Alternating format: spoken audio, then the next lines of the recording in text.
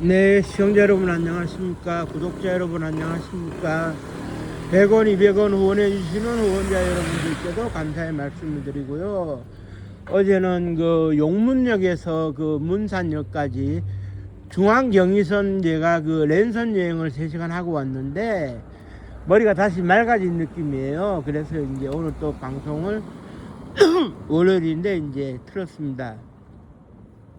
오늘은 그 경쾌하게 그 노래 한 곡으로 이제 시작을 하도록 하겠습니다. 죽장에 삿가 쓰고 방랑 삼천리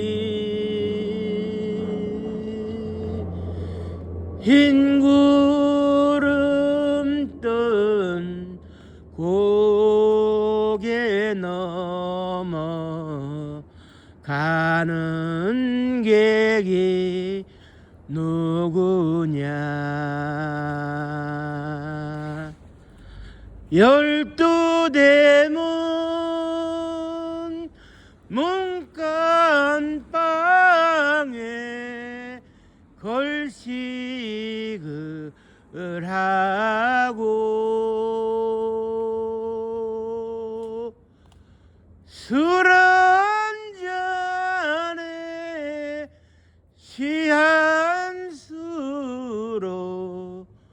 떠나가는 김삿갓 세상이 싫던가요 벼슬도 버리고 기다리는 사람 없는 이 거리 저 마을로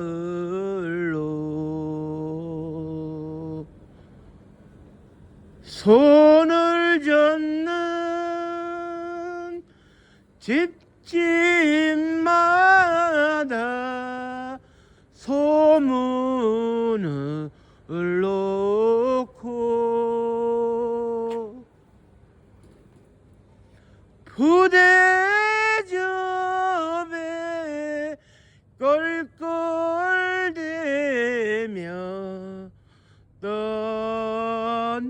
떠나가는 김삿갓.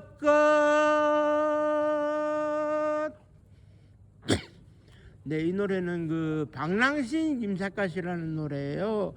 존호승 선생님이 만든 노래인데 방랑시인 김삿갓 하면 유명하지 않습니까? 그리고 또 하나 랩을 붙여가지고 만든 노래가 있어요. 그 홍서범 씨가 자작곡으로 만든 노래인데 그 가사가 보면 대기일정 과거에서 조상을 욕한 죄로 이렇게 이제 가사가 나오는데 이 김삿갓 그 본명이 김병연인데 이 김삿갓에 대해 가지고 유명한 얘기가 있지 않습니까? 그 과거 시험에서 그 홍경래의 난이죠. 1811년도에 그 순조임금 때 있었던 홍경래의 난, 그 홍경래의 난에 진압을 하기는커녕 홍경래 일파에게 무릎을 꿇었다 해가지고 참수를 당한 바 있었고 집안을 멸종으로 이끈 바 있었던 선천무사 김익순의 그런 그 부도덕함과 그런 그 문제점을 지적을 했는데 나중에 알고 보니까는 이제 그분이 내 할아버지였다는 충격을 받고 그 죄인이 어떻게 이제 하늘을 볼 수 있겠느냐 해서 평생 갓을 쓰고 다녔다는 그런 그 얘기인데 그 얘기가 와전이 됐거나 틀렸거나 잘못 전달되었다라는 사실에 대해 가지고 잠시 이제 얘기를 오늘 좀 해드리려고 해요. 그러니까는 이제 그 뭐냐면 우리가 이제 김삿갓에 대해서 이해를 하고 있는 것은 정비석이라는 소설가가 쓴 그런 소설책에 이제 역사 소설책에 기반해 가지고 이제 얘기를 하는 건데 실제로 이제 우리가 말씀드릴 것 같으면 그 김사과 김병년 이분은 과거 시험을 본 사실이 없습니다. 이게 정답이에요. 왜 그렇느냐? 조선시대에는 연좌제를 표방하고 있었기 때문에 할아버지, 아버지가 잘못이 되면 자식도 잘못이 됩니다. 그래서 과거 시험을 볼 수가 없어요. 그런데 조선시대의 과거 시험에는요, 답안지가 2장이 이제 등장을 하는데 하나는 정답을 적는 거예요. 임금이 직접 내려준 시제에 따라 가지고 답을 적는 게 이제 하나가 있고, 두 번째는 뭐가 있느냐 하면은 집안 가계도를 이제 작성해서 내야 되거든요. 할아버지, 할머니, 아버지, 어머니, 외할아버지, 외할머니가 누군지에 대해서 쓰도록 되어 있어요. 족보를 이제 얽도록 되어 있어요. 그렇기 때문에 이제 그 과거 시험을 보려면 내 할아버지, 할머니, 아버지, 어머니, 외할아버지, 외할머니가 누군지를 알아야 되는데, 그러면 당연히 이제 어떻게 되겠습니까?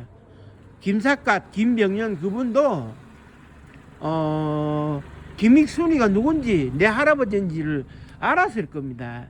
그러면 결국 뭐냐? 나는 글 공부를 이렇게 열심히 했지만 과거 시험을 응시할 수 있는 자격이 주어지지 않는구나 라는 그 좌절감에서 이제 갓을 쓴 것 같아요. 세상을 쳐다보기 싫다 이런 의미에서 결국 어떻게 되겠습니까?